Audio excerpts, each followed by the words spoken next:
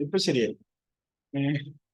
Recording on okay sir. ചെയ്യാൻ മറന്നു പോയിരുന്നു എന്നുള്ളതാണ് പ്രശ്നം. ഇപ്പൊ ക്ലിയർ. Okay sir. ശരി.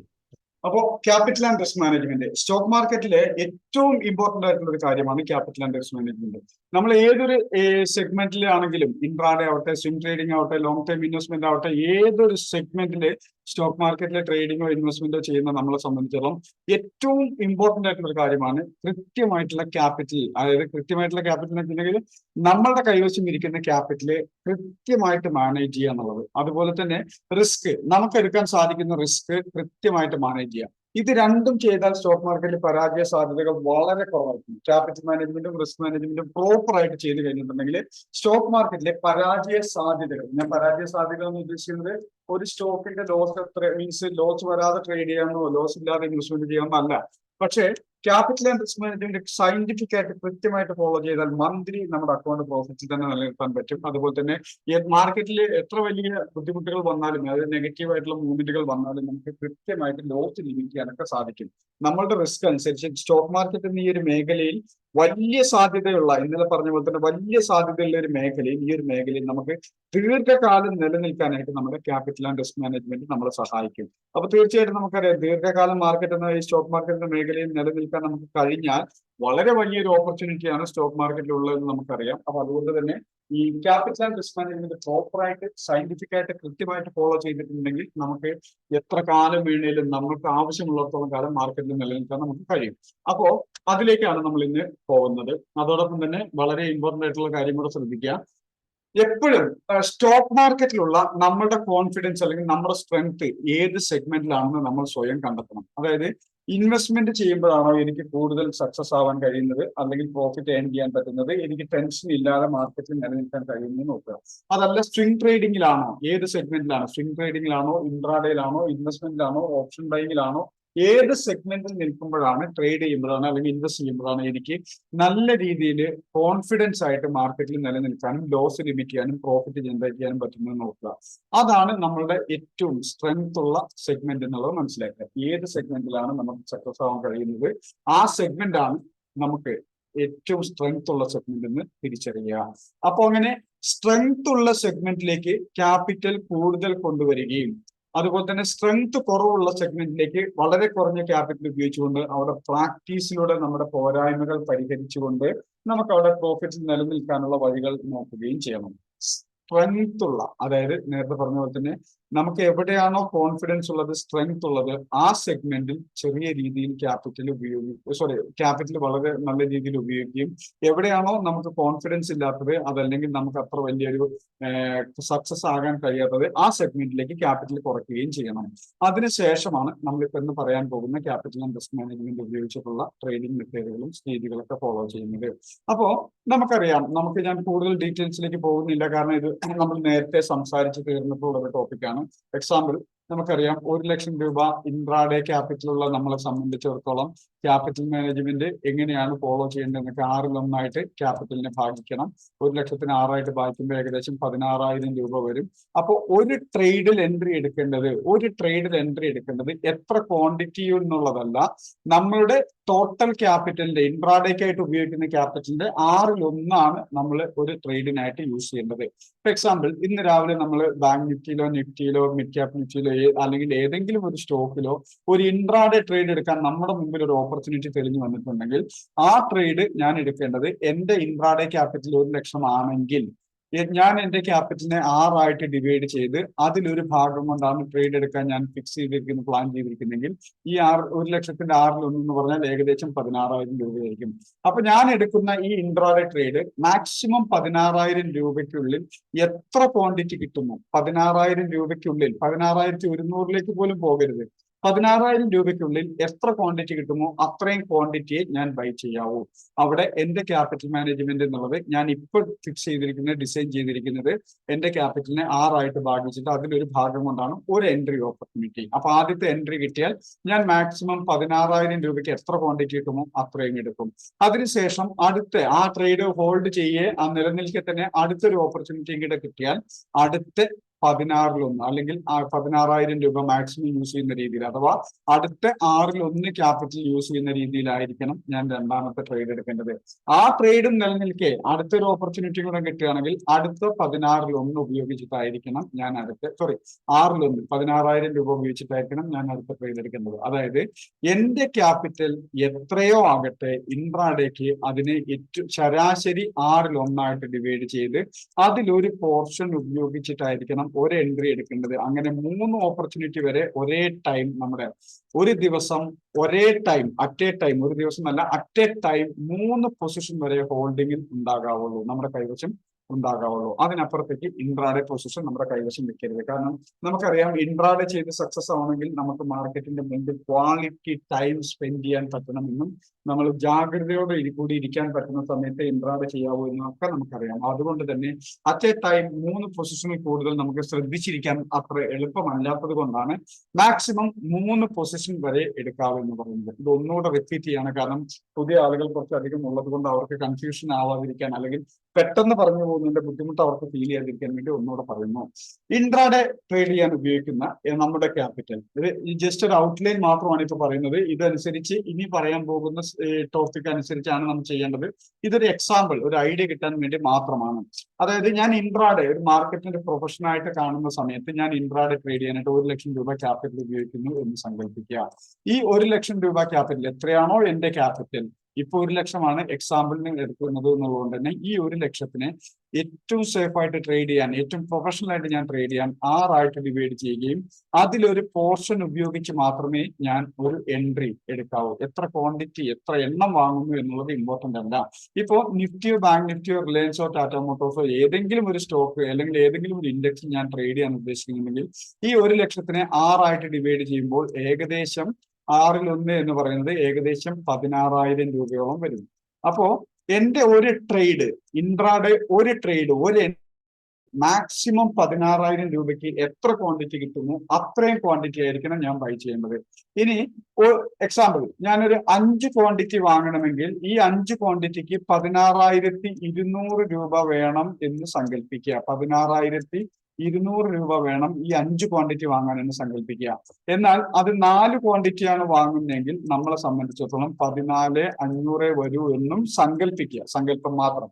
അപ്പോ ഇവിടെ എന്റെ ക്യാപിറ്റൽ മാനേജ്മെന്റും ഞാൻ ഒരു ട്രേഡിന് മാക്സിമം യൂസ് ചെയ്യേണ്ട 16,000 ആയതുകൊണ്ട് ഇവിടെ ഒരിക്കലും 5 ക്വാണ്ടിറ്റി എടുക്കാൻ എനിക്ക് അനുവാദമില്ല. ഞാൻ അവിടെ 4 ക്വാണ്ടിറ്റി എടുക്കാവുള്ളൂ. അതായത് ഇനിയും കുറച്ച് അക്കൗണ്ടിൽ ബാലൻസ് ഉണ്ടെങ്കിൽ പോലും ഇതിന് ഉള്ളിൽ എത്ര ക്വാണ്ടിറ്റി കിട്ടുമോ അത്രയും ക്വാണ്ടിറ്റി ഇവിടെ വാങ്ങാവുള്ളൂ.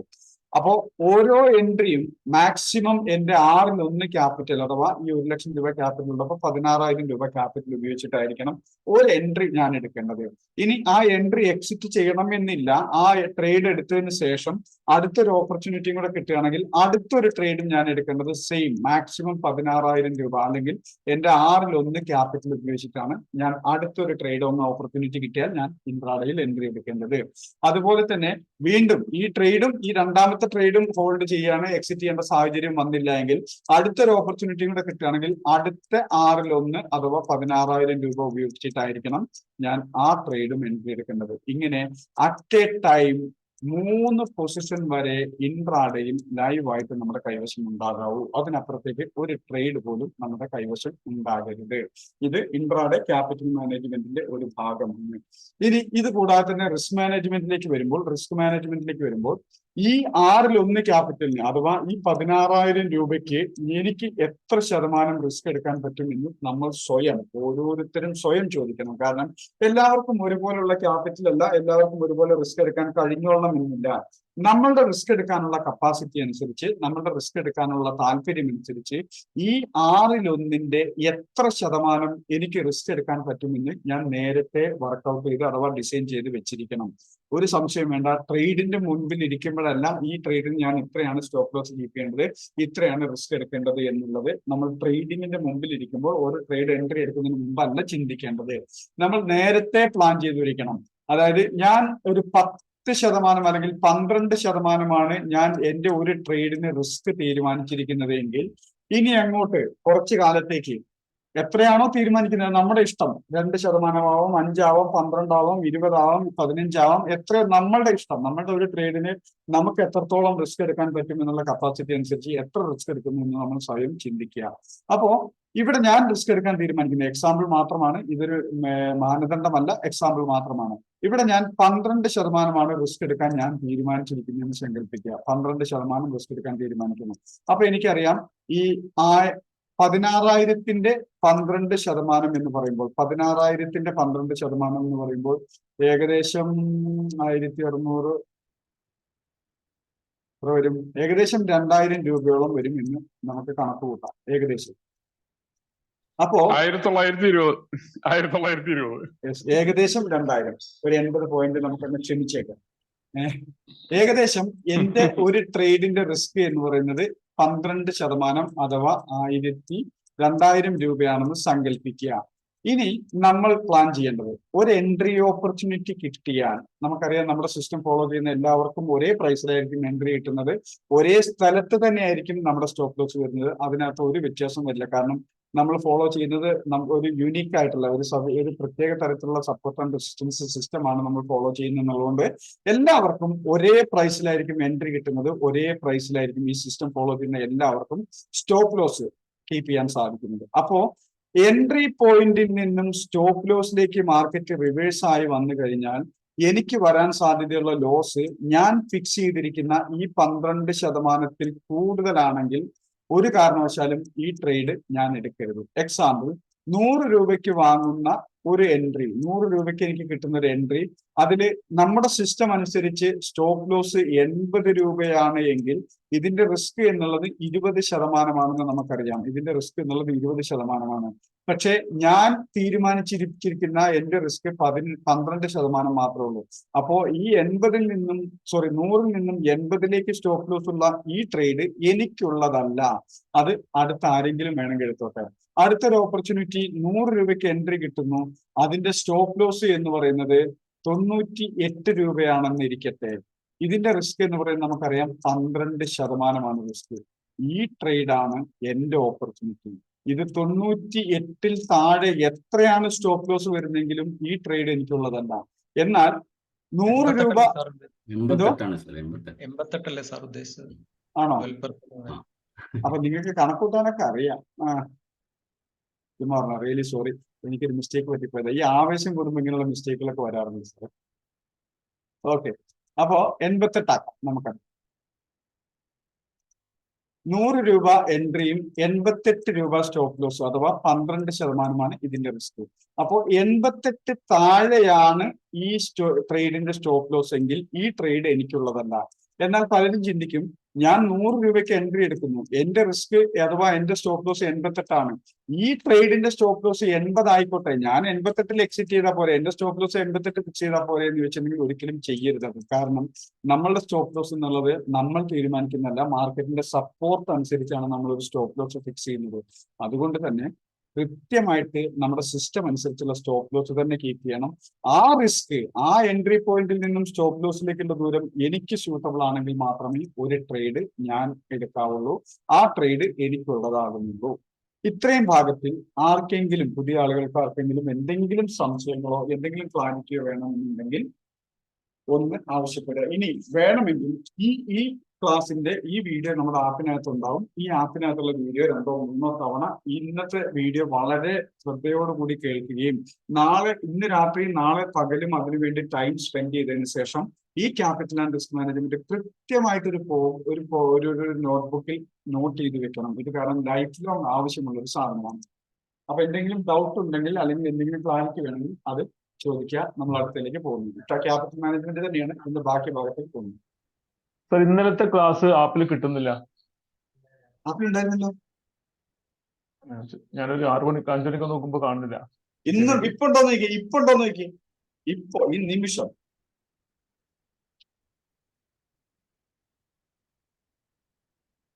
നമ്മൾ പെട്ടെന്ന് എൻട്രി എടുക്കുമ്പോൾ നമുക്ക് ഇതൊക്കെ കാൽക്കുലേറ്റ് ചെയ്യാൻ പറ്റുമോ സാറേ?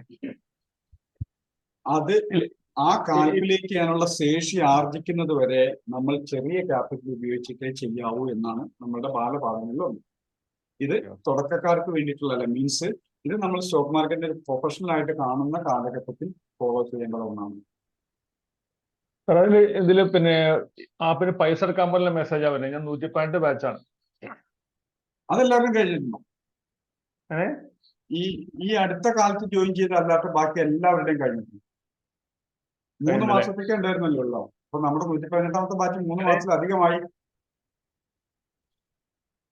16-ാം തീയതിക്കാണ് പിന്നെ മാർച്ച് 16 ഈ 16 3 മാസമായി. അല്ലേ? അപ്പൊ അത് കഴിഞ്ഞ് ക്ലാസ് മുന്നോട്ട് പോവാണ്. ആപ്പിൽ കൃത്യം അപ്പൊ കാലാവധി. ഇനി ഇനി ആപ്പ് വേണമെങ്കിൽ ആപ്പ് പർച്ചേസ് ചെയ്തേ പറ്റുള്ളൂ. അപ്പൊ പർച്ചേസ് ചെയ്യുന്ന സമയം മുതൽ 3 മാസത്തേക്ക് ഉണ്ടാവും. അതല്ലെങ്കിൽ ഇനി റെക്കോർഡഡ് ക്ലാസ്സുകളും വീഡിയോയും വേണമെങ്കിൽ ഒരൊറ്റ മാർഗം കൂടെ ഉണ്ട്. അത് ഞാൻ പറഞ്ഞത് ശരിയാണ്. ഒന്നെങ്കിൽ ആപ്പ്, അതല്ലെങ്കിൽ മറ്റൊരു മാർഗം ഇനി റെക്കോർഡഡ് വീഡിയോക്ക് പോകും. ഏതാ? അതെ, മാസ്റ്റേഴ്സ് ക്ലബിലും എല്ലാ ദിവസത്തെ വീഡിയോസും അതിനകത്ത്. ബാക്കി ആപ്പിന്.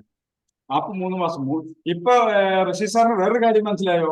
3 മാസത്തെ ഫോളോ അപ്പ് ക്ലാസ് എന്ന് പറഞ്ഞാൽ 3 മാസം കഴിഞ്ഞാലും ചിലപ്പോൾ പുറത്തായിക്കോളണം നിർബന്ധമൊന്നുമില്ല.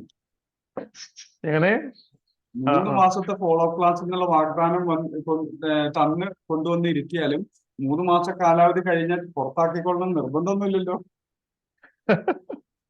ഈ പുറത്താക്കണം നിർബന്ധമാണോ? ഇപ്പൊ ഞാൻ പറഞ്ഞു തുടങ്ങിയില്ലേ, ഞാൻ ചോദിച്ചു തുടങ്ങിയാണല്ലേ. ബാക്കി 118ാമത്തെ ബാച്ചുകാരൊക്കെ സാറിന് മിക്കവാറും എടുത്തിട്ട് തീരുമാനമാക്കും. ഞങ്ങൾക്ക് ഒരാഴ്ച ക്ലാസ്സിലാത്ത ഒരാഴ്ച കൂട്ടിത്തരാന്ന് കുറച്ചു മുമ്പ് പറഞ്ഞിരുന്നു. അതല്ലേ കൂട്ടിത്തരുന്ന, അതാണ് കൂട്ടിത്തരുന്നത്. പക്ഷെ ആപ്പിൽ കിട്ടുന്നില്ല. ആപ്പിൽ കിട്ടില്ല. ആപ്പ് നമ്മുടെ കയ്യിൽ, ഞങ്ങളുടെ കയ്യിൽ ഇരിക്കുന്ന സാധനമല്ലല്ലോ അത്. അത് വേറെ സ്ഥലത്തില്ല. ആപ്പ് 3 മാസം എന്ന് പറഞ്ഞാൽ 3 മാസമേ ഉള്ളൂ. ഞങ്ങൾക്കേ മനസാക്ഷിയൊക്കെ ആപ്പിന് മനസാക്ഷിയൊന്നുമില്ല. ശരി, ഓക്കെ, എന്നായിക്കോട്ടെ സാർ. ശരി. ഇനി വേറെ എന്തെങ്കിലും ഈ ഒരു ടോപ്പിക്കുമായിട്ട് ബന്ധപ്പെട്ട് എന്തെങ്കിലും? അപ്പോ 88 എന്ന് പറഞ്ഞിട്ടുണ്ടല്ലോ സ്റ്റോപ്പ് ലോസ് എന്ന് പറഞ്ഞിട്ട്. അതായത് ഇപ്പൊ 100 88 ആണെന്നുണ്ടെങ്കിൽ ഇത് സ്റ്റോപ്പ് ലോസ് ഇപ്പൊ എങ്ങനെയാണ് നമ്മൾ ഡിസൈഡ് ചെയ്യണേ?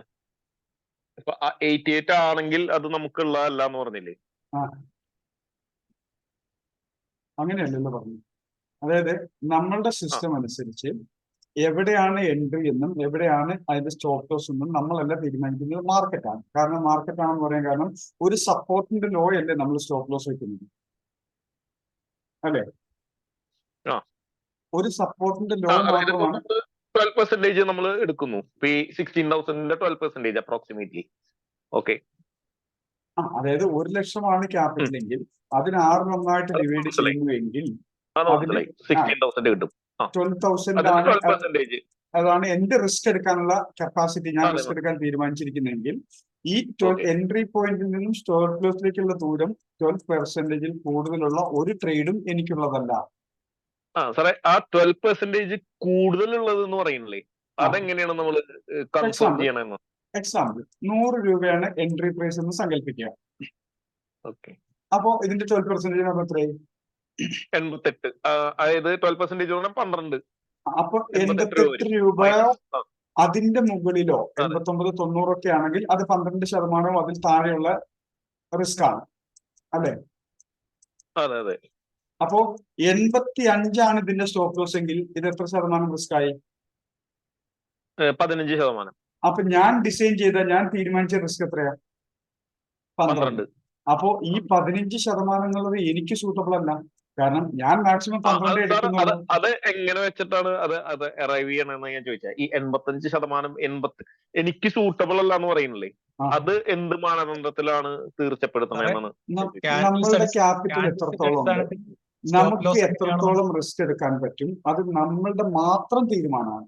ഈ 12 എന്നുള്ളത് അല്ലെങ്കിൽ 10 എന്നുള്ളത് 5 ആവാം. അതെ, അല്ല ഇപ്പൊ സാർ പറഞ്ഞില്ലേ ഇത് എനിക്ക് പറ്റിയതല്ല. അപ്പൊ സ്റ്റോപ്പ് ലോസ് 85 ആണെങ്കിൽ എനിക്ക് പറ്റിയതല്ല എന്ന് പറഞ്ഞില്ലേ, അത് എങ്ങനെയാണ് വിലയിരുത്തുന്നത് എന്നാണ് ചോദിക്കുന്നത്. അത് ക്യാൻഡിലൊക്കെ വെച്ചിട്ട് തന്നെയാണോ നമ്മുടെ ആ ചാർട്ട് നോക്കിയിട്ട് വിലയിരുത്തപ്പെടുകയാണോ? ഒന്നരവിട്ടോട്ടെ അദ്ദേഹത്തിന് സ്റ്റോപ്പ് ലോസ് നമ്മളല്ല തീരുമാനിക്കുന്നത് എന്നുള്ള പോയിന്റ് ക്ലിയർ ആയിട്ടില്ല എന്ന് തോന്നുന്നു. സ്റ്റോപ്പ് ലോസ് സിസ്റ്റം അനുസരിച്ച് ഒരു സ്ഥലത്തുണ്ട്. അല്ലാണ്ട് നമ്മുടെ ഇഷ്ടമല്ല സ്റ്റോപ്പ് ലോസ്. ആ സിസ്റ്റം അനുസരിച്ച് കിട്ടുന്ന സ്റ്റോപ്പ് ലോസ് 88 താഴെയാണെങ്കിൽ. എങ്ങനെ പറഞ്ഞാൽ മനസ്സിലാവുമെന്ന് എനിക്കറിയില്ല, എനിക്കും തോന്നിയതാ. അല്ല ക്യാൻഡിൽ നോക്കിയിട്ട് നമ്മൾ ഇതാവണം അല്ലെ, അതിപ്പോ നമ്മുടെ സപ്പോർട്ടും റെസിസ്റ്റൻസും നോക്കിയിട്ട്. എക്സാമ്പിൾ ഞാനിപ്പോ ഈ നിഫ്റ്റിയുടെ ചാർട്ടിലേക്ക് വരുന്നു. എക്സാമ്പിൾ മാത്രമാണ് മിഡ് ക്യാപ് നിഫ്റ്റിയുടെ ചാർട്ടിലേക്ക് വരുന്നു. ഓക്കെ, ഇത് നമ്മളെ സംബന്ധിച്ചിടത്തോളം 12,155 മുകളിൽ പോകുമ്പോഴാണ് നമുക്ക് ബൈ അല്ലേ. ഇവിടെ നമ്മുടെ റെസിസ്റ്റൻസ് ഉണ്ട്, ഇതിന്റെ മുകളിൽ പോകുമ്പോഴാണ് നമുക്ക് ബൈ. ഇവിടെയാണ് നമ്മുടെ സ്റ്റോപ്പ് ലോസ് ഏകദേശം 12,135. ഓക്കെ, അപ്പോ നമ്മുടെ എൻട്രി പോയിന്റ് 155 135 നമ്മുടെ റിസ്ക് അഥവാ സ്റ്റോപ്പ് ലോസ്. ശരിയല്ലേ? Okay okay. അതിപ്പോ ഇങ്ങനെ പറയുന്നതിന് പകരം ഒരു സ്പെസിഫിക് ഷെയർ ആണ് നിൽക്കുക, ഒരു കമ്പനിയുടെ ഒരു ഷെയർ ആണെന്ന് പറയുമ്പോൾ ഇങ്ങനെയാണ്. അതാണ് ഞാനൊരു കമ്പനിയുടെ ഒരു പ്രോഡക്റ്റ് സ്പെസിഫിക് ആയിട്ട് ഇപ്പൊ വിപ്രോ എന്ന് പറഞ്ഞ ഒരു കമ്പനിയുടെ ഇക്വിറ്റി ആണ് നിൽക്കുക. അതിൽ വരുമ്പോഴും നമ്മളിപ്പോ അതിന്റെ ക്യാൻഡിൽ നോക്കിയിട്ടില്ല നമ്മൾ തീരുമാനിക്കുക. വിപ്രോ ലിമിറ്റഡ് എന്ന് പറയുന്ന കമ്പനി, ഈ കമ്പനിയെ സംബന്ധിച്ചിടത്തോളം ഞാനൊരു 5 മിനിറ്റിലേക്ക് തന്നെ കൊണ്ടുപോകുന്നു. എന്നിട്ട് ഇത് എക്സാമ്പിൾ മാത്രമായിട്ട് പറയാൻ പോകുന്നത്, എക്സാമ്പിൾ മാത്രം.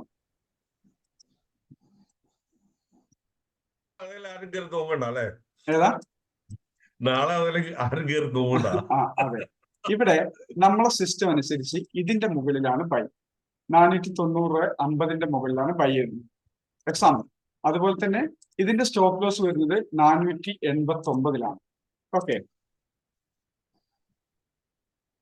വിപ്രോ എന്ന് പറയുന്ന ഈ കമ്പനിയുടെ ഡിസ്കഷൻ ആണ് നമ്മളിപ്പോ വരുന്നത്. 489-50 ആയിരിക്കും.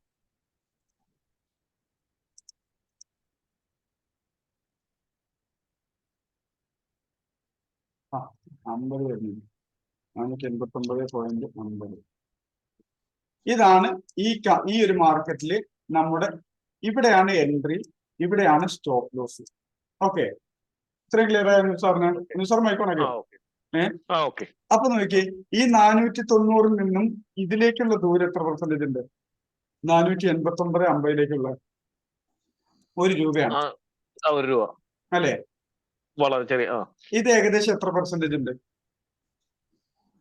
490 വല്ല പോയിന്റ് സംതിങ് ഒക്കെ അല്ലേ ഉണ്ടാവും. അത്രയല്ലേ ഉള്ളൂ.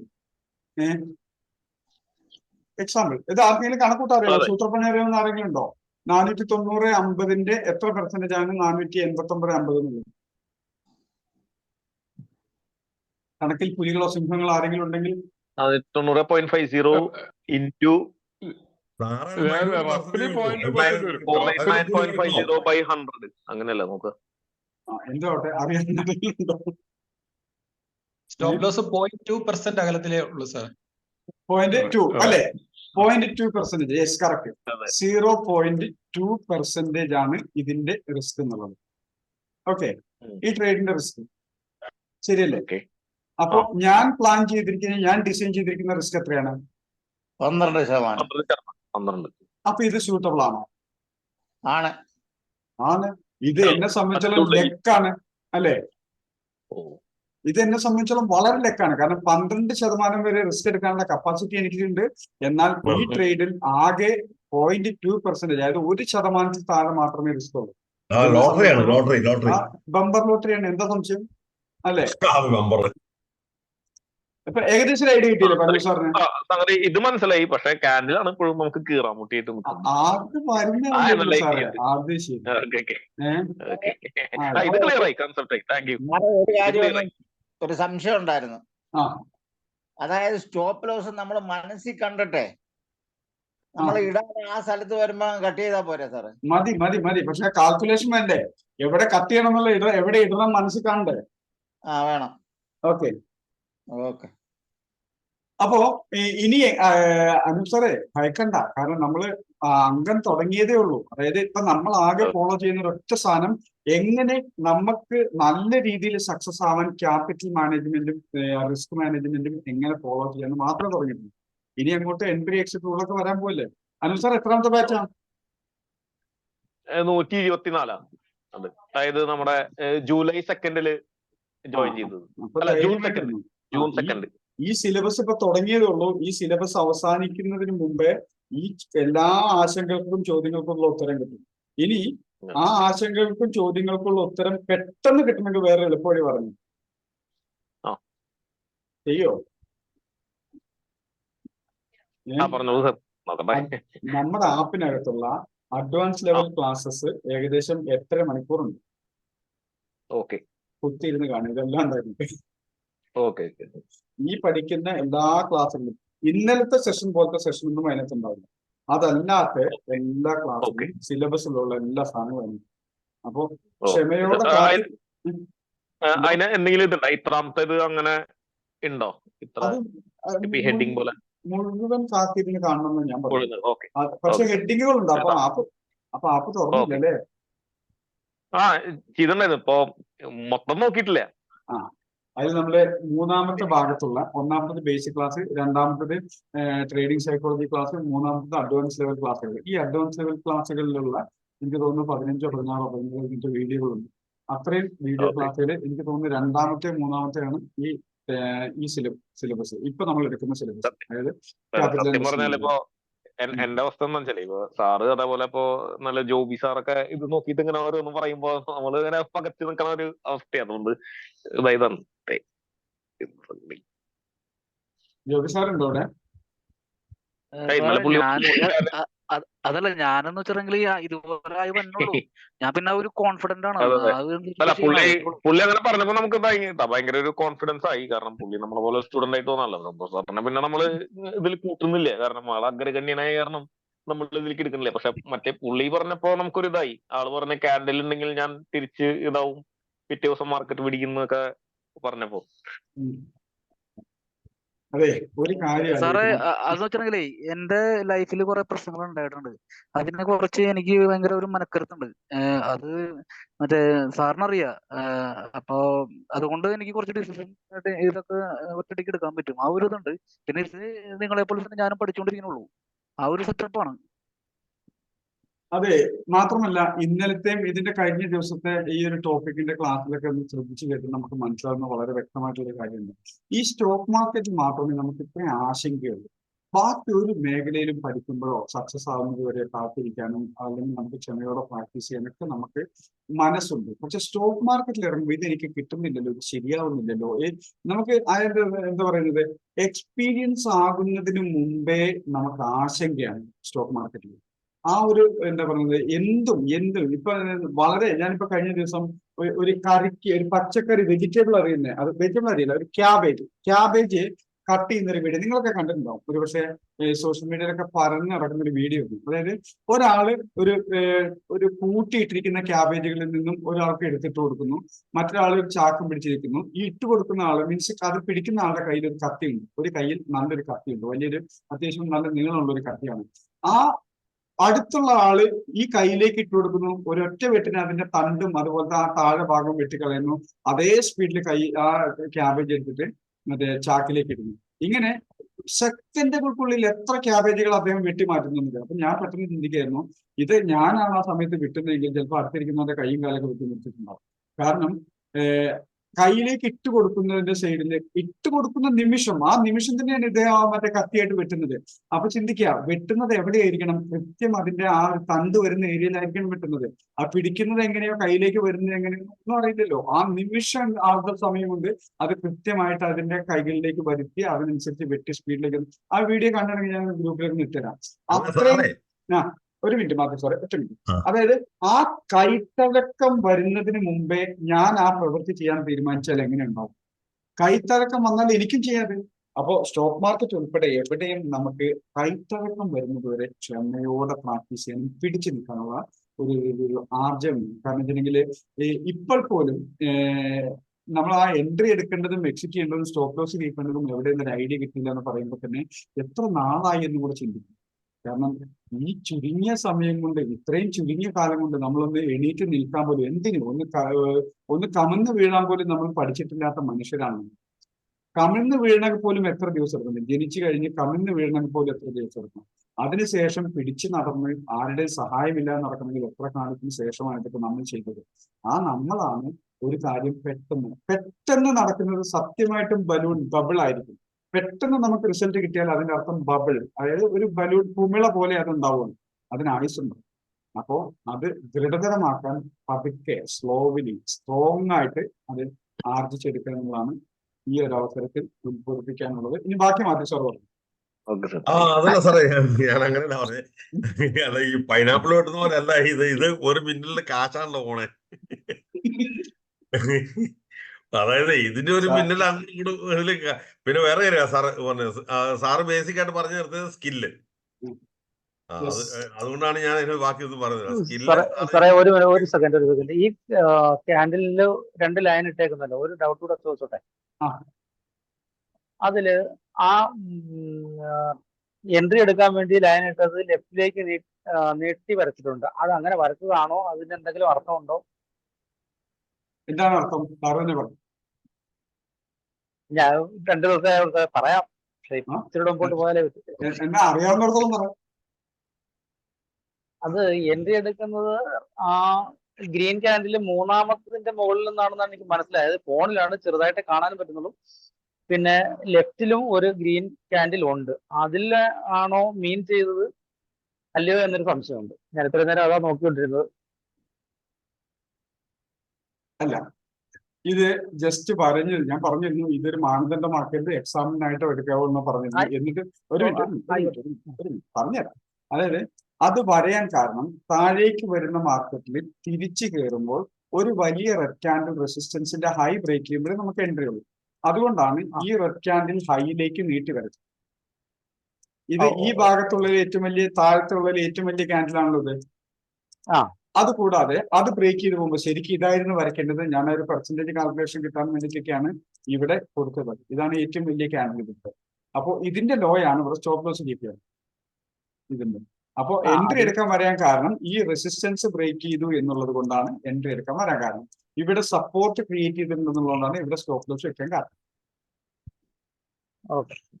ഓക്കെ, അതിലാണല്ലോ സാറേ, അതിലാണല്ലോ സ്കാൽപ്പിംഗ് രീതിയിലുള്ളൂ. കാരണം മറ്റേ ലെഫ്റ്റ് സൈഡിലുള്ള വലിയ ഗ്രീൻ അല്ല റെഡ് ക്യാൻഡിൽ സാറേ, അതും കൂടെ ബ്രേക്ക് ചെയ്താലേ ശരിക്കും നമുക്ക് എൻട്രി ഉള്ളൂ. ഇന്ന് ട്രേഡ് ഇല്ല, ഇന്ന് ട്രേഡ് ഇല്ല. ഞാൻ വായിച്ചു കഴിഞ്ഞു, ചാർട്ട് വായിച്ചു കഴിഞ്ഞു. ഇനി കുഴപ്പമില്ലല്ലോ, ചാർട്ട് വായിച്ചു. ശരി, അപ്പോ ക്യാപിറ്റൽ ആൻഡ് റിസ്ക് മാനേജ്മെന്റ് എങ്ങനെയാണ്? ആദ്യ ഭാഗം കഴിഞ്ഞു. ഇനി രണ്ടാമത്തെ സെക്കൻഡ് പാർട്ട് എന്ന് വെച്ചിട്ടുണ്ടെങ്കിൽ ആദ്യ ഭാഗത്തിൽ എന്താണ്, എങ്ങനെയാണ് നമ്മുടെ ക്യാപിറ്റൽ എങ്ങനെ ഡിവൈഡ് ചെയ്യണം, എങ്ങനെ മാനേജ് ചെയ്യണം, റിസ്ക് എങ്ങനെ തീരുമാനിക്കണം, ആ റിസ്ക് അനുസരിച്ചുള്ള ട്രേഡുകൾ എങ്ങനെയാണ് നമ്മളെ കണ്ടെത്തേണ്ടത്, എൻട്രി എടുക്കേണ്ടതെന്നൊക്കെ നമ്മൾ ഡിസ്കസ് ചെയ്ത കാര്യമാണ്. അതായത് ഒരു ട്രേഡ് എൻട്രി എടുക്കുമ്പോൾ എത്ര ക്വാണ്ടിറ്റി വാങ്ങണം എന്നുള്ളത്, നമ്മളുടെ ക്യാപിറ്റൽ എത്രയുണ്ട് അതിന് എത്രയായിട്ട് ഡിവൈഡ് ചെയ്യുന്നു അതനുസരിച്ചായിരിക്കണം ഒരു ക്വാണ്ടിറ്റി, എത്ര ക്വാണ്ടിറ്റി വാങ്ങണം എന്നുള്ളത് തീരുമാനിക്കാം. അതിനുശേഷം അറ്റ് എ ടൈം ഇൻട്രാഡേയിൽ നമുക്ക് 3 പൊസിഷൻ മാത്രമേ ഹോൾഡിംഗിൽ ഉണ്ടാവാവൂ എന്ന് പറഞ്ഞു.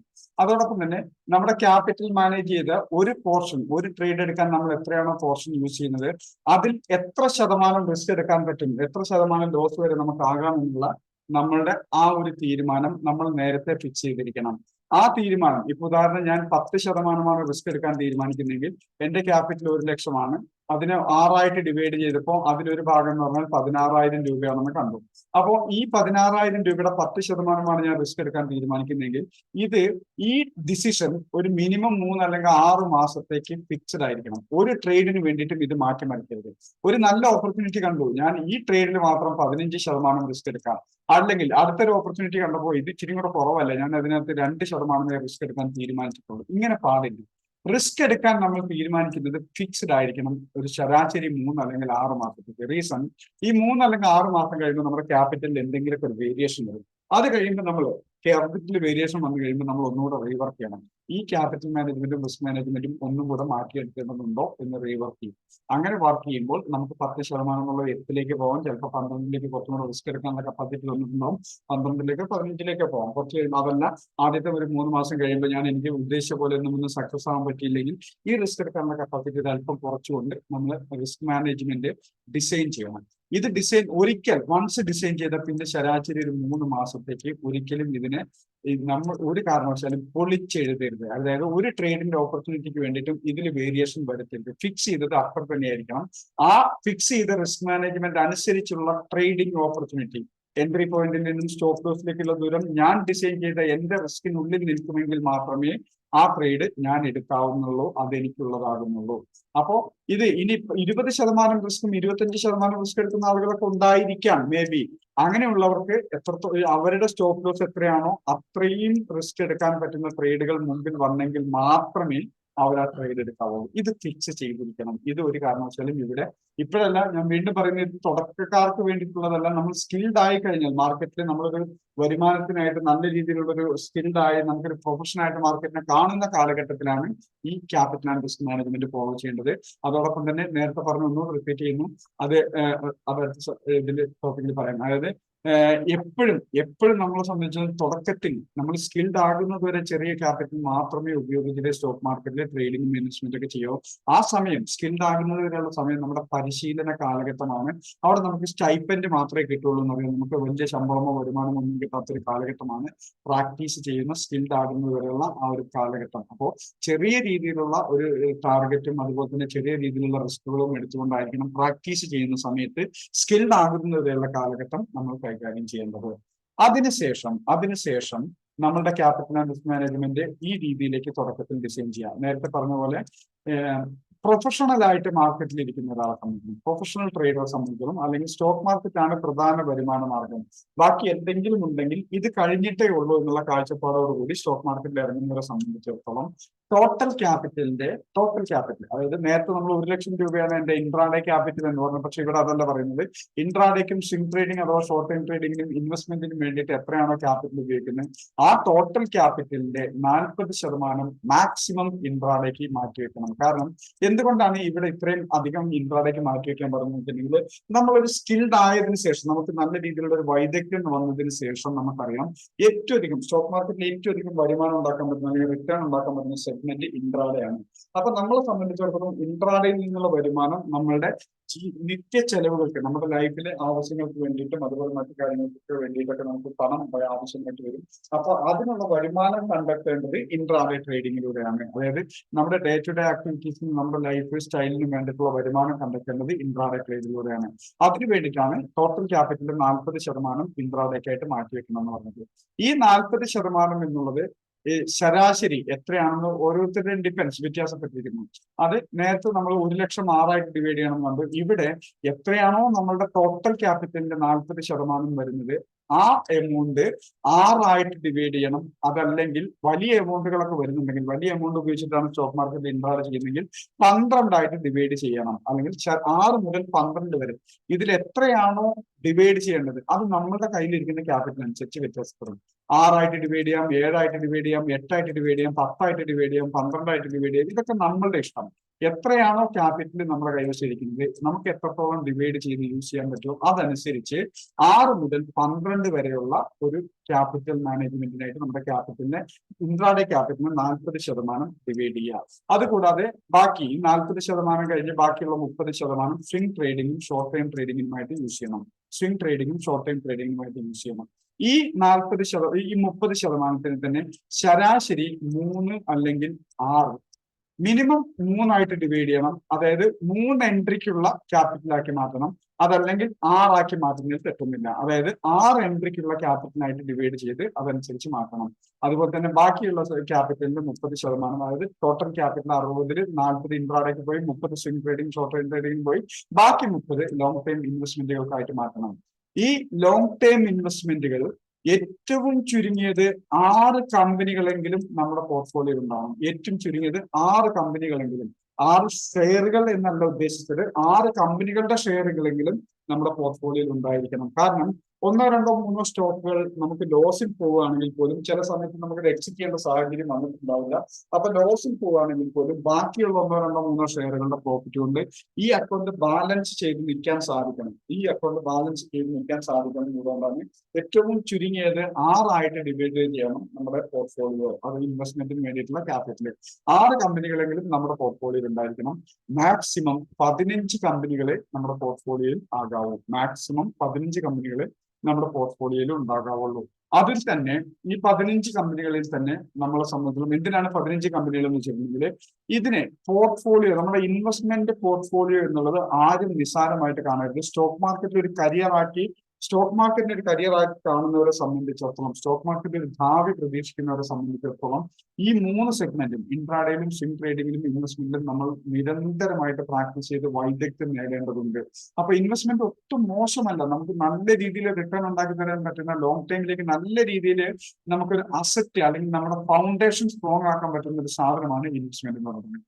അപ്പോൾ ഇൻവെസ്റ്റ്മെന്റിൽ ഉപയോഗിക്കുന്ന പോർട്ട്ഫോളിയോ അതല്ലെങ്കിൽ ആ ഒരു അക്കൗണ്ട് നമ്മളെ സംബന്ധിച്ചിടത്തോളം കൃത്യമായിട്ട് പരിപാലിച്ചെങ്കിൽ മാത്രമേ അതിന് വളർച്ചയുള്ളൂ. പരിപാലിക്കുക എന്ന് വെച്ചിട്ടുണ്ടെങ്കിൽ ആ നമ്മുടെ ഇൻവെസ്റ്റ്മെന്റ് പോർട്ട്ഫോളിയോയിലുള്ള എല്ലാ കമ്പനികളും ഇപ്പോൾ അത് ഓരോ കമ്പനികളെയും എടുത്ത് അതിന്റെ ചാർട്ട് എടുത്ത് ഇപ്പോൾ അത് പെർഫോം ചെയ്യുന്നുണ്ടോ, ഇപ്പൊ അത് ഗ്രോത്ത് ഉണ്ടോ, അതല്ലെങ്കിൽ അത് ട്രെൻഡ് റിവേഴ്സൽ ആയിട്ടുണ്ടോ, അതല്ലെങ്കിൽ അതിപ്പോ കൂടുതൽ ഫണ്ട് ആഡ് ചെയ്യേണ്ടതുണ്ടോ, അല്ലെങ്കിൽ ഞാൻ അതിന്റെ ക്വാണ്ടിറ്റി കുറയ്ക്കേണ്ടതുണ്ടോ, ഇത്തരം കാര്യങ്ങളൊക്കെ നമ്മൾ നിരീക്ഷിക്കണം. അത് നിരീക്ഷിക്കണം എല്ലാ ആഴ്ചയിൽ ആഴ്ചയിൽ ചുരുങ്ങിയത് 2 ദിവസമെങ്കിലും, അതായത് ഒന്നിടവിട്ട ദിവസങ്ങളെങ്കിലും നമ്മൾ ഈ പോർട്ട്ഫോളിയോ എല്ലാം കൃത്യമായിട്ട് ഓരോ സ്റ്റോക്കുകളും എടുത്ത് അതിന്റെ ഇപ്പോഴത്തെ പെർഫോമൻസ് വിലയിരുത്തി ഒഴിവാക്കേണ്ടത് ഒഴിവാക്കുകയും ആഡ് ചെയ്യേണ്ടത് ആഡ് ചെയ്യുകയും ചെയ്തിട്ട് കൃത്യമായിട്ട് പരിപാലിച്ചെങ്കിൽ മാത്രമേ ഇൻവെസ്റ്റ്മെന്റ് പോർട്ട്ഫോളിയോയിൽ നല്ല രീതിയിൽ ഗ്രോത്ത് ഉണ്ടാവുള്ളൂ. അപ്പോൾ 6 കമ്പനികൾ മിനിമം ഉള്ളത് കൊണ്ട് നമ്മളെ സംബന്ധിച്ചിടത്തോളം ഈ 6 കമ്പനികൾ 1-2 കമ്പനികൾ ലോസിൽ പോയാലും ബാക്കിയുള്ള കമ്പനികൾ നമുക്ക് ആ പോർട്ട്ഫോളിയോ ഗ്രോത്ത് മീൻസ് ബാലൻസ് ചെയ്ത് നിർത്തിക്കൊള്ളും.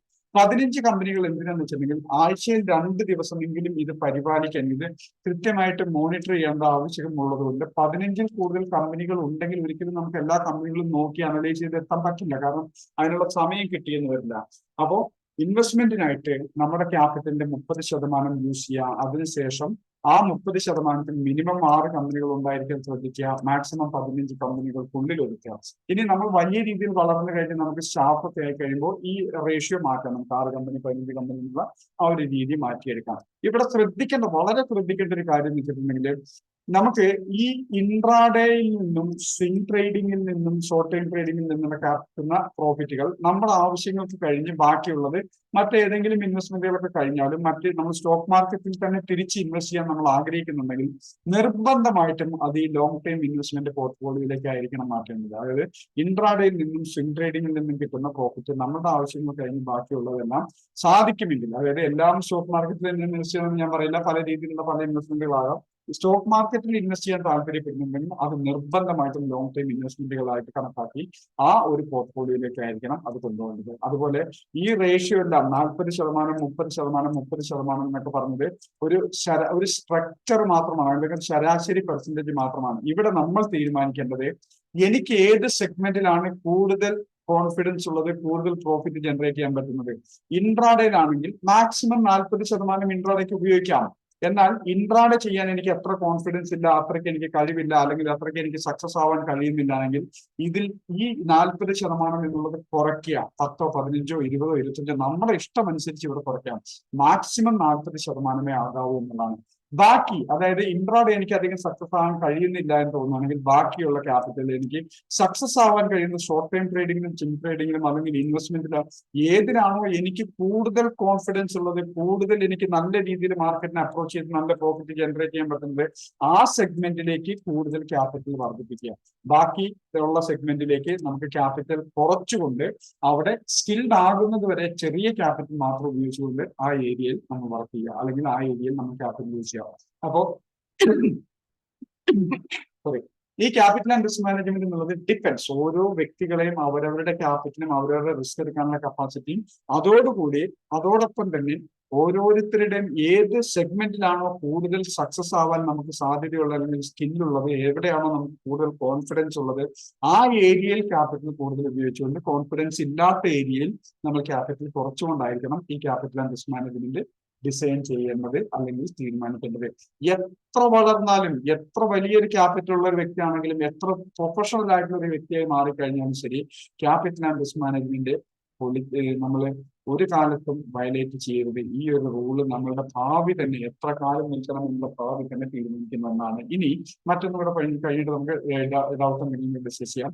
എന്നാൽ ഇതിപ്പോ പ്രൊഫഷണൽ മാർക്കറ്റിനെ പ്രധാന വരുമാന മാർഗമാക്കി കാണുന്ന പ്രൊഫഷണൽസിനെ സംബന്ധിച്ചിടത്തോളമുള്ള ക്യാപിറ്റൽ ആൻഡ് റിസ്ക് മാനേജ്മെന്റ് ആണ് ഇത് നമ്മളിപ്പോൾ ഡിസ്കസ് ചെയ്തിരിക്കുന്നത്. ഇനി എക്സ്ട്രാ ഇൻകത്തിന് വേണ്ടി മാർക്കറ്റിനെ ഇരിക്കുന്നവരെ സംബന്ധിച്ചിടത്തോളം, എക്സ്ട്രാ ഇൻകത്തിന് വേണ്ടി മാർക്കറ്റിനെ സമീപിക്കുന്നവരെ സംബന്ധിച്ചിടത്തോളം ഇത് എങ്ങനെയാണ് മാനേജ് ചെയ്യേണ്ടതെന്നാണ് പറയുന്നത്. അപ്പൊ നമ്മൾ കണ്ടു, മെയിൻ ഇൻകം അഥവാ പ്രൊഫഷണൽസിനെ സംബന്ധിച്ചിടത്തോളം മാർക്കറ്റാണ്, സ്റ്റോക്ക് മാർക്കറ്റാണ് പ്രധാന വരുമാന മാർഗം എന്നുള്ളത് കൊണ്ട് തന്നെ സ്റ്റോക്ക് മാർക്കറ്റിൽ കൂടുതൽ ജാഗ്രതയോടുകൂടി, നമ്മൾ ശ്രദ്ധയോടുകൂടി നമുക്ക് ഇരിക്കാനും നമ്മുടെ ടൈം, ക്വാളിറ്റി ടൈം സ്പെൻഡ് ചെയ്യാനും കഴിയും. എന്നാൽ എക്സ്ട്രാ ഇൻകം എന്നുള്ള ഒരു കാഴ്ചപ്പാടോടുകൂടി മാർക്കറ്റിന് വരുന്നവരെ സംബന്ധിച്ചിടത്തോളം, എക്സ്ട്രാ ഇൻകം എന്നുള്ളൊരു കാഴ്ചപ്പാടോടുകൂടി മാർക്കറ്റിന് വരുന്നവരെ സംബന്ധിച്ചിടത്തോളം ഇവർക്ക് പ്രൊഫഷണൽസ് മാർക്കറ്റിൽ സ്പെൻഡ് ചെയ്യുന്ന ടൈം, ക്വാളിറ്റി ടൈം നമുക്ക് ജാഗ്രതയോടുകൂടി ഇരിക്കാൻ കഴിഞ്ഞോളണമെന്നില്ല. കാരണം നമ്മളൊരു ജോലിയോ ബിസിനസ്സോ ചെയ്തുകൊണ്ടിരിക്കെ അതിനോടൊപ്പം തന്നെ സ്റ്റോക്ക് മാർക്കറ്റിൽ നിന്നും എക്സ്ട്രാ ഇൻകം അഥവാ നമ്മളുടെ ഫ്രീ ടൈം ഉപയോഗിച്ച് ഒരു അധിക വരുമാന മാർഗത്തിനാണ് നമ്മൾ മാർക്കറ്റിലേക്ക് ഇറങ്ങിയിരിക്കുന്നത്. അതുകൊണ്ട് തന്നെ ഇൻട്രാഡേ എന്ന സെഗ്മെന്റിലേക്ക് പരമാവധി ക്യാപിറ്റൽ കുറച്ചു കൊണ്ടുവരണം. മാക്സിമം 20% മാത്രമേ ഇൻട്രാഡേയിലേക്ക് ക്യാപിറ്റൽ മാറ്റാവൂ. ആ ഇൻട്രാഡേ ക്യാപിറ്റൽ പോലും നമ്മൾ ഇൻട്രാഡേ ട്രേഡ് ചെയ്യുമ്പോൾ, മാർക്കറ്റിന്റെ മുമ്പിൽ ഇൻട്രാഡേ ട്രേഡിംഗ് ഇരിക്കുമ്പോൾ നമ്മളെ സംബന്ധിച്ചിടത്തോളം ക്വാളിറ്റി ടൈം, അതായത് ആ ട്രേഡ് എൻട്രി എടുത്ത് എക്സിറ്റ് ചെയ്യേണ്ട സമയം വരെ ഇരിക്കാൻ പറ്റുന്ന ടൈം മാത്രമേ മാർക്കറ്റിലേക്ക് നമ്മൾ ഇൻട്രാഡേക്കായിട്ട് ഇരിക്കാവൂ. ഇൻ കേസ് ഒരു ട്രേഡ് എടുത്തു, നമുക്ക് ആ സമയത്ത് ഫ്രീ ആയിരുന്നു, ഒരു എൻട്രി എടുത്തു, അതിനുശേഷം നമുക്ക് മറ്റെന്തെങ്കിലും തിരക്കിലേക്ക് മാറേണ്ടി വന്നു കഴിഞ്ഞാൽ ആ ട്രേഡ് എക്സിറ്റ് ചെയ്തിട്ടായിരിക്കണം മാറുന്നത്. ആ ട്രേഡ് എക്സിറ്റ് ചെയ്തിട്ടായിരിക്കണം മാറുന്നത്. ഹോൾഡ് ചെയ്തുകൊണ്ട് ഒരു കാരണവശാലും അവിടെ നിന്ന് മാറി പോകരുത്. കാരണം ഒരുപക്ഷെ നമ്മുടെ ശ്രദ്ധ ഒന്ന് മാറിക്കഴിഞ്ഞിട്ടുണ്ടെങ്കിൽ, നമ്മുടെ ശ്രദ്ധ ഏറ്റവും കൂടുതൽ വേണ്ട സെഗ്മെന്റാണ് ഇൻട്രാഡേ. അത് മാറിക്കഴിഞ്ഞിട്ടുണ്ടെങ്കിൽ റിസൾട്ട് എന്തായിരിക്കും നമുക്ക് ഒരിക്കലും പറയാൻ പറ്റില്ല. അപ്പോൾ നമ്മുടേതല്ലാത്ത കാരണം കൊണ്ട് ഒരു പക്ഷേ നമുക്ക് ലോസിനുള്ള സാധ്യത വളരെ കൂടുതലുള്ള ഒരു സെഗ്മെന്റ് ആണ് ഇൻട്രാഡേ എന്ന് പറയുന്ന സെഗ്മെന്റ്. അപ്പോൾ ഈ എക്സ്ട്രാ ഇൻകത്തിന് വേണ്ടി മാർക്കറ്റിനെ സമീപിക്കുന്നവർ ടോട്ടൽ ക്യാപിറ്റലിന്റെ മാക്സിമം 20%, മാക്സിമം ആണ് 20% മാത്രമേ ഇൻട്രാഡേക്കായിട്ട് യൂസ് ചെയ്യാവുള്ളൂ. അതുപോലെ തന്നെ ആ ക്യാപിറ്റലിനെ 3 അല്ലെങ്കിൽ 4 ഡിവൈഡ് ചെയ്തിട്ട് ഒരു പോർഷൻ ഉപയോഗിച്ചിട്ടായിരിക്കണം എൻട്രി എടുക്കേണ്ടത്. ബാക്കിയെല്ലാം ഇവിടെ പറഞ്ഞതുപോലെ തന്നെ സ്വിംഗ് ട്രേഡേഴ്സിന് വേണ്ടിയിട്ട് 30% മാത്രം ഉപയോഗിക്കുക, അത് 3 അല്ലെങ്കിൽ 6 ഡിവൈഡ് ചെയ്യുക. അതുപോലെ 50% ക്യാപിറ്റൽ ഇൻവെസ്റ്റ്മെന്റിനായിട്ടും ഉപയോഗിക്കുക, അതിനെ 6 മുതൽ 10 വരെ. ഇവിടെ 15 പറഞ്ഞിരിക്കുന്നത്. മിനിമം 6 പറഞ്ഞതിന്റെ റീസൺ പറഞ്ഞു കഴിഞ്ഞു. കാരണം എന്തെങ്കിലും 1, 2, 3 സ്റ്റോക്ക് നമുക്ക് പെർഫോം ചെയ്തില്ലെങ്കിൽ പോലും അടുത്ത 2-3 സ്റ്റോക്കുകളുടെ പെർഫോമൻസ് നമ്മുടെ പോർട്ട്ഫോളിയോ ബാലൻസ് ചെയ്ത് നിർത്തും. എന്നാൽ ഇവിടെ പ്രൊഫഷണൽ ആയിട്ട് മാർക്കറ്റിന് ഇരിക്കുന്നവരെ സംബന്ധിച്ചിടത്തോളം 15 കമ്പനികൾ വരെ പോർട്ട്ഫോളിയോയിൽ ആകാമെന്ന് പറഞ്ഞു.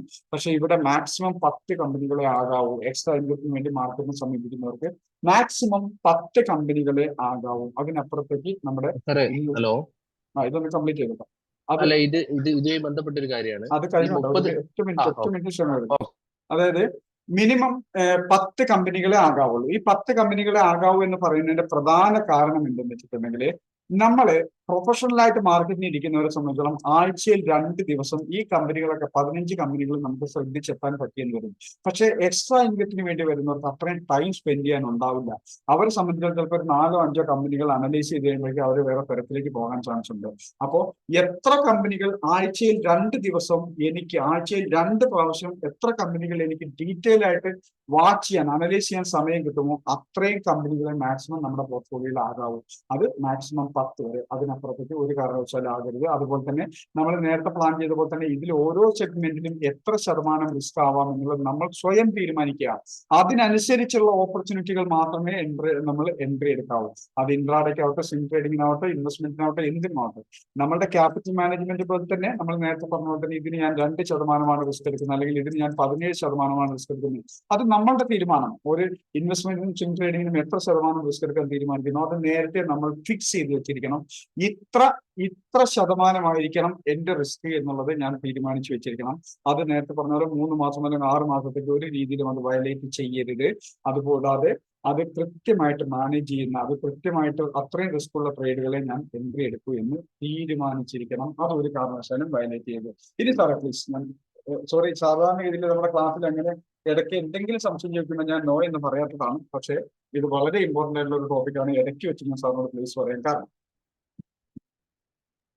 ഹലോ, സാറേ ചോദിക്കാവോ? Yes sir. ഇത് ഇൻവെസ്റ്റ്മെന്റിലേക്ക് വരുമ്പോഴേ മറ്റതൊക്കെ ടോട്ടൽ ക്യാപിറ്റലിൽ തന്നെ 6 മുതൽ 12 ഭാഗം എന്നാണല്ലോ പറയുന്നത്. ഇൻവെസ്റ്റ്മെന്റ് വരുമ്പോ 6 മുതൽ 15 കമ്പനി വരെ എന്നാ പറയുന്നത്. ആ അപ്പൊ ആ അതില് എത്ര ഭാഗമായിട്ടാണ് ഇൻവെസ്റ്റ്മെന്റിൽ എന്ന് പറയുന്നില്ല. അപ്പൊ അതെങ്ങനെയാണെന്ന് ഒരു കൺഫ്യൂഷൻ തോന്നി എനിക്ക്. രണ്ടും സെയിം ആണ്. അതായത് ഇപ്പോ ഇതിൽ 6 ഭാഗം എന്ന് പറയുമ്പോൾ ഒരു ഭാഗം ഒരു കമ്പനിക്കല്ലേ നമ്മൾ ഇൻവെസ്റ്റ് ചെയ്യാൻ പറ്റുള്ളൂ. അതായത് കമ്പനി എന്ന് പറയുന്നത് ഭാഗമാണല്ലേ? 6 ഡിവൈഡ് ചെയ്യാന്ന് പറയുമ്പോൾ, അല്ലെങ്കിൽ 10 ഡിവൈഡ് ചെയ്യണം എന്ന് പറയുമ്പോൾ, മിനിമം 6 കമ്പനികളെങ്കിലും വേണമെന്ന് പറയുമ്പോൾ നമ്മുടെ ഈ ഇൻവെസ്റ്റ്മെന്റ് പോർട്ട്ഫോളിയോയിൽ മിനിമം 6 ഡിവൈഡ് ചെയ്യാൻ പറ്റിയിരിക്കണം നമ്മുടെ ക്യാപിറ്റൽ. എന്നാൽ മാക്സിമം 10 വരെ ആകാവും. അതായത് എന്റെ ക്യാപിറ്റല് 2 ലക്ഷമാണെന്ന് വെക്കുക. ഇതിനെ 6 ഡിവൈഡ് ചെയ്യുമ്പോൾ ഏകദേശം 32,000 രൂപ കിട്ടും. ഏകദേശം ശരിയല്ലേ? നേരത്തെ അപ്പോ ഒരു കമ്പനിയിൽ ഞാൻ എൻട്രി എടുക്കുമ്പോൾ മാക്സിമം 32,000 രൂപയാണ് ക്യാപിറ്റൽ ഉപയോഗിക്കുന്നത്. അതായത് ഒരു പോർഷൻ. രണ്ടും സെയിം. ഇവിടെ നമ്മൾ ട്രേഡ് എന്ന് പറഞ്ഞു, ഇവിടെ നമ്മൾ കമ്പനി എന്ന് പറഞ്ഞു. അത്ര വ്യത്യാസം. ഓക്കെ സാർ, രണ്ടും ഒന്നായിരുന്നു. പെട്ടെന്നൊരു കൺഫ്യൂഷൻ. രണ്ടും ഒന്നായിരുന്നു സാർ. Okay sir. ഇനി അതുപോലെ ഒരു കാര്യം കൂടെ അതിനകത്ത് കണ്ടിന്യൂ ചെയ്യാം. സാറേ ഒരു കാര്യം,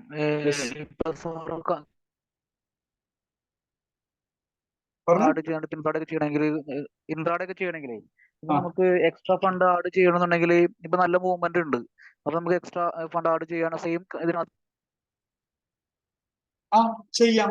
അതായത് എക്സാമ്പിൾ ഇൻട്രാഡേ ട്രേഡിങ്ങിന് എന്റെ ക്യാപിറ്റൽ 6 ഡിവൈഡ് ചെയ്തു, അതിലൊരു പോർഷൻ കൊണ്ട് എൻട്രി എടുക്കാവൂ എന്ന് പറഞ്ഞു. അപ്പോ ഞാൻ രാവിലെ നിഫ്റ്റിയിൽ ഒരു ഓപ്പർച്യൂണിറ്റി കണ്ടു. ആ നിഫ്റ്റിയിൽ ഒരു ക്വാണ്ടിറ്റി കൊണ്ട് എൻട്രി എടുത്തും സങ്കല്പിച്ചു. വീണ്ടും അതിന്റെ നല്ല മൂവ്മെന്റ് കണ്ടു, അടുത്തൊരു ക്വാണ്ടിറ്റിയും കൂടെ ആഡ് ചെയ്യാം. അങ്ങനെ 3 പൊസിഷനിലും അറ്റ് എ ടൈം 3 എൻട്രിക്കും അറ്റ് എ ടൈം 3 പൊസിഷനെ ആകാവുന്നതല്ലേ. അപ്പൊ ഇത് 2 പ്രാവശ്യം എൻട്രി എടുക്കാനുള്ള ഓപ്പർച്യൂണിറ്റി ഉണ്ടല്ലോ എല്ലാത്തിലും. എക്സാമ്പിൾ നിഫ്റ്റി നല്ലൊരു ഓപ്പർച്യൂണിറ്റി കിട്ടി, ട്രേഡ് എടുത്തു, മുകളിലേക്ക് കയറി പോകുന്നു, അടുത്തൊരു ക്വാണ്ടിറ്റി കൂടെ ആഡ് ചെയ്യാം. തെറ്റില്ല. ഞാൻ പറഞ്ഞു 3 പൊസിഷൻ, 3 ക്വാണ്ടിറ്റി എന്നല്ല ഉദ്ദേശിച്ചത്.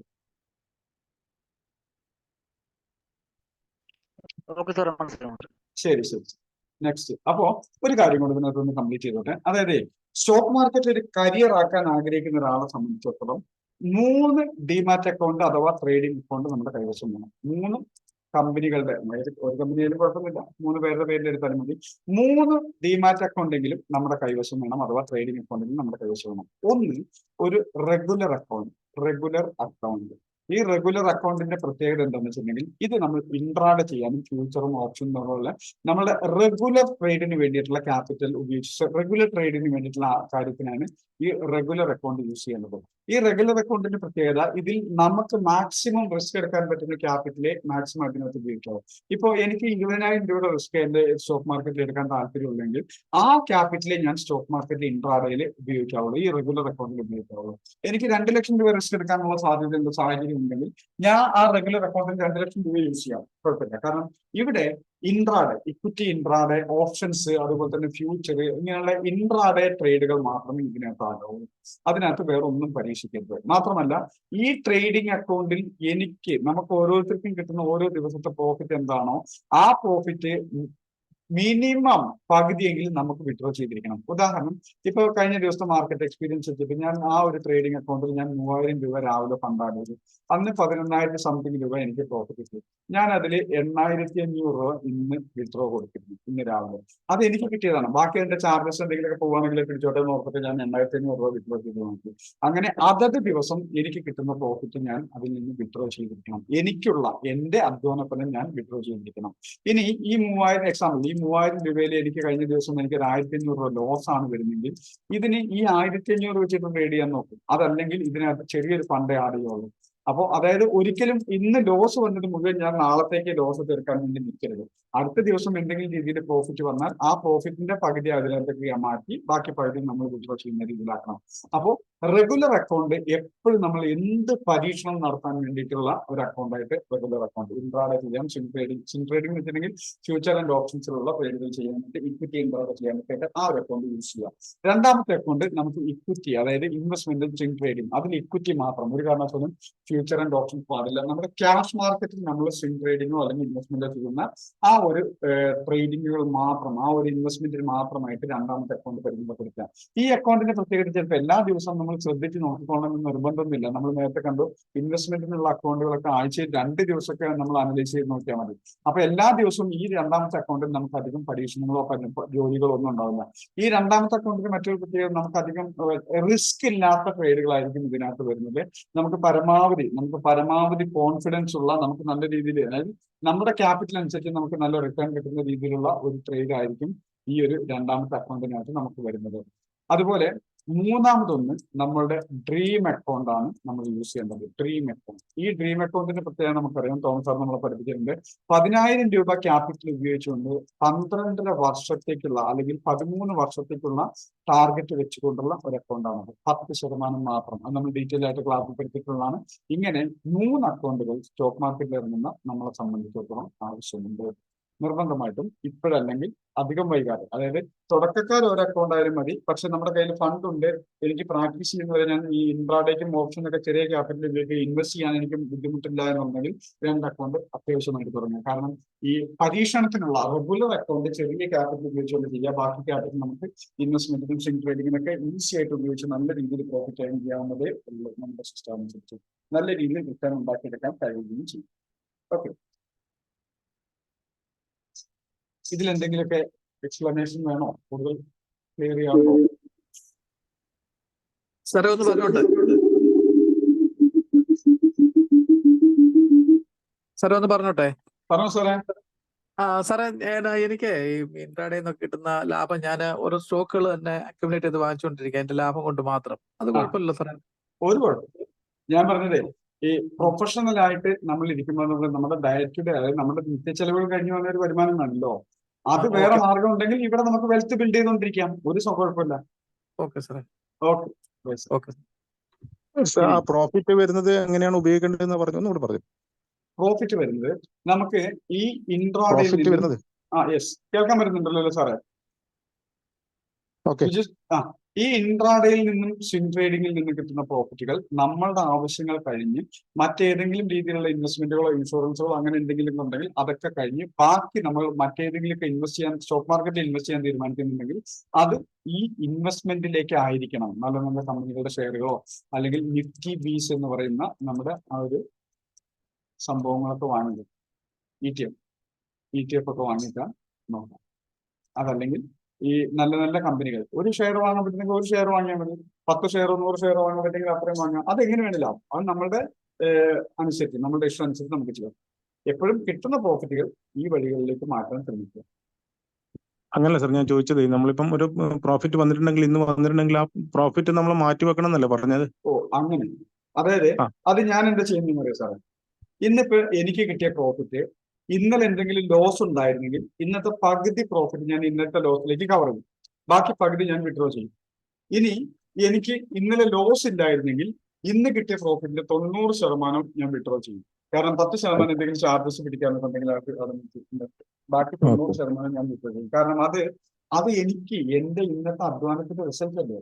അത് ഞാൻ തിരിച്ച് മാർക്കറ്റിൽ കൊണ്ട് കൊടുക്കാനുള്ളതല്ലല്ലോ. പലരും ചെയ്യുന്നുണ്ട്. അതുണ്ടല്ലോ സാറേ, നമുക്ക് അന്ന് തന്നെ വിഡ്രോ ചെയ്യാൻ പറ്റുമോ പൈസ, നമുക്ക് പ്രോഫിറ്റ് ഇട്ട്? പിന്നെ അത് പിറ്റേ ദിവസം രാവിലെ നമുക്ക് വിഡ്രോ ചെയ്യാൻ പറ്റും. പിറ്റേ ദിവസം രാവിലെ പിറ്റേ ദിവസം ഉണ്ടാവില്ല, അതാണ് ചോദിച്ചത്. അന്ന് തന്നെ പറ്റൂലോ അല്ലേ? അന്ന് തന്നെ പറ്റും. സാറേ ഏഞ്ചലോണിലൊക്കെ രാത്രി 11:30 ശരിയാവുള്ളൂ. ഏഞ്ചലോണിലൊക്കെ രാത്രി 11:30 കഴിഞ്ഞിട്ട്, പിറ്റേ വർക്കിംഗ് ഡേ 11:30 കഴിഞ്ഞിട്ട്. അതെ, അല്ല അപ്പത്തേക്ക് നമ്മൾ കിടന്ന് ഉറങ്ങിയിട്ടുണ്ടാവില്ലേ? അതല്ല, സോറി, പിറ്റേ വർക്കിംഗ് ഡേ 11:30 കഴിഞ്ഞിട്ട്. Yes sir. പക്ഷെ അപ്സ്റ്റോക്സിൽ നമുക്ക് അപ്പൊ ഇൻസ്റ്റന്റ് ആയിട്ട് വരും അല്ലേ? അത് ഡോക്ടർ കേൾക്കണ്ട, കേൾക്കണ്ട. അപ്സ്റ്റോക്കിനെ പ്രൊമോട്ട് ചെയ്യുന്നു പറഞ്ഞിട്ട് സാറിനൊന്നും പറഞ്ഞില്ല. അല്ല, അങ്ങനെയല്ല. അന്നേരം അതിനകത്ത് മറ്റേ ഇത് കുറെ കമ്മീഷൻ പോകും. മറ്റേ IMPS ഇല്ലേ? ചുമ്മാ പറഞ്ഞ സാറേ. ഓക്കെ, അപ്പൊ ഓക്കെ അല്ലേ? ഇത്രയും കാര്യങ്ങൾ.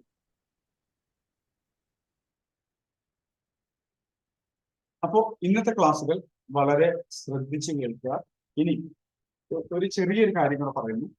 ഇന്നത്തെ ക്ലാസ്സിന്റെ വീഡിയോ ആർക്കെങ്കിലും ആവശ്യമുണ്ടെങ്കിൽ അത് എനിക്ക് ടെലിഗ്രാമിൽ ഒരു 10 മിനിറ്റ് അല്ല ഒരു 9:30-ക്ക് ശേഷം ടെലിഗ്രാമിൽ ഇന്നത്തെ ക്ലാസ്സിന്റെ വീഡിയോ എന്ന് ആവശ്യപ്പെട്ടാൽ ഇന്നത്തെ മാത്രം കിട്ടും. കാരണം അത്ര ഇമ്പോർട്ടന്റ് ആയിട്ടുള്ള ഒരു ടോപ്പിക് ആയതുകൊണ്ട് ഇന്നത്തെ ക്ലാസ്സിന്റെ വീഡിയോ മാത്രം ആവശ്യക്കാർക്ക് മാത്രം ടെലിഗ്രാമിൽ, വാട്സാപ്പിലൊന്നും അയക്കാൻ പറ്റില്ലാത്ത ടെലിഗ്രാമിൽ അയക്കാൻ പറ്റുള്ള അത്രയും സേസ് ഉണ്ട്.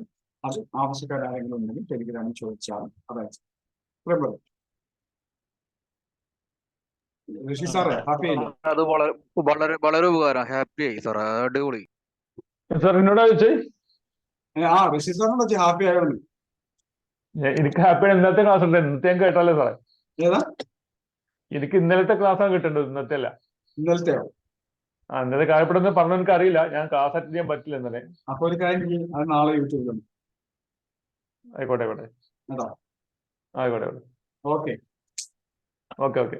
അപ്പോ ഇന്നത്തെ സെഷൻ നമ്മൾ അവസാനിപ്പിക്കുകയാണ്. ലെവലുകളൊക്കെ ഞാൻ ഗ്രൂപ്പിൽ ഇട്ടോളാം, കാരണം ഒരു അത്യാവശ്യം ജോലി പേഴ്സണലി ഉണ്ട്, അത് ചെയ്യാനുള്ളത് കൊണ്ട് ഇന്നത്തെ ക്ലാസ് ഇവിടെ അവസാനിപ്പിക്കുകയാണ്. നമുക്ക് നാളെ വൈകുന്നേരം വീണ്ടും സന്ധിക്കാം. Okay, thank you sir. Thank you sir. Good night. Good night. എന്ത് ദിവസം സാർ പറഞ്ഞു? Wish you all the best. Thank you. Good night. Thank you, sir. Thank you.